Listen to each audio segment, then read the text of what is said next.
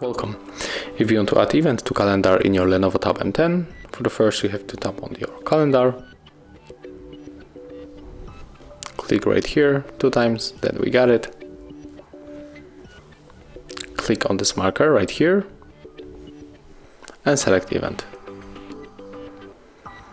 Here we can select the day when we want to start our event. And just click here one more time.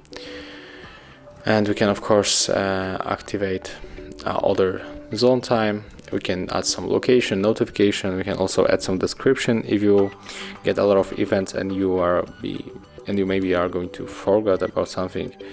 So there's a lot of things that we can customize, and we have to add the title here.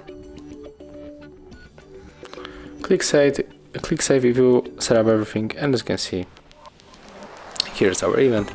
So that's how it looks. Thank you guys for watching. Leave thumbs ups, comments, and subscribe to our channel.